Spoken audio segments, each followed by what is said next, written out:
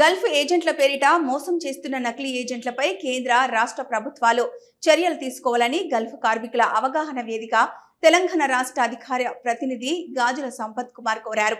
సిద్దిపేట జిల్లా హుస్నాబాద్ కు చెందిన గల్ఫ్ కార్మికుడు చొప్పరి లింగయ్య భార్య రజితను గల్ఫ్ కార్మికుల అవగాహన వేదిక రాష్ట్ర అధికార ప్రతినిధి పరామర్శించారు. నెల రోజుల క్రితం దుబాయ్కి వెళ్లిన లింగయ్య కాళ్ళు చేతులు వాపెక్కడంతో చేతిలో డబ్బులు లేక వచ్చే పరిస్థితి లేక తన బాధను సెల్ఫీ వీడియో ద్వారా ఇన్స్టాగ్రామ్ లో పెట్టాడు. ఈ విషయం మంత్రి పొన్నం ప్రభాకర్ కు తెలియడంతో అక్కడున్నటువంటి నాయకులను బాధిత కార్మికుడు లింగయ్య దగ్గరికి పంపించినట్లు గాజుల సంపత్ కుమార్ తెలిపారు. వారి లింగయ్య దగ్గరికి వెళ్లి ఆయనతో మాట్లాడి మనోధైర్యాన్ని కల్పించారన్నారు. ఆయనకు అవసరమైన చికిత్సను అందించి వారం రోజుల్లో స్వదేశానికి తీసుకొచ్చే ప్రయత్నం చేస్తున్నట్లు వెల్లడించారు. దుబాయ్కి పంపించి పని కల్పిస్తామన్న కంపెనీకి బదులు మరొక కంపెనీలో పనులు పెట్టిస్తున్న నకిలీ ఏజెంట్లను అరికట్టాలన్నారు. అదేవిధంగా దుబాయ్ నుండే హుస్నాబాద్ కు వచ్చిన తర్వాత చొప్పరి లింగయ్యకు అవసరమైన ఉపాధి కల్పించి డబుల్ బెడ్రూమ్ ఇప్పించాలని స్థానిక ఎమ్మెల్యే మంత్రి పొన్నం ప్రభాకర్ ను కోరుతామన్నారు. గల్ఫ్ ఏజెంట్ల చేతిలో మోసపోతున్న కార్మికులకు అన్ని విధాలుగా అండగా ఉంటామని వెల్లడించారు.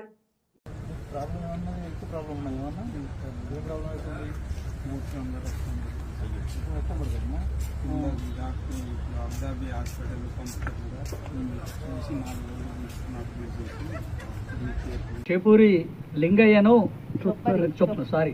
లింగయ్యను తోలిచ్చినటువంటి ఏజెంటు జగిత్యాల ఒక చిన్న ఏజెంటు అని చెప్పి తెలిసింది. ఇటువంటి ఏజెంట్లకు ఖబర్దార్ అని చెప్పి చెప్తున్నా.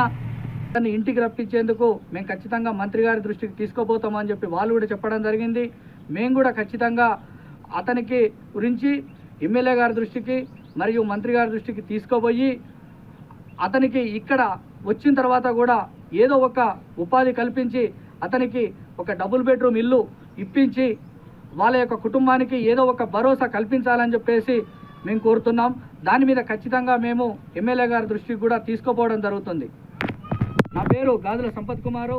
నేను గల్ఫ్ కార్మికుల అవగాహన వేదిక తెలంగాణ రాష్ట్ర అధికార ప్రతినిధి మరియు సెంట్రల్ కమిటీ సమన్వయకర్త.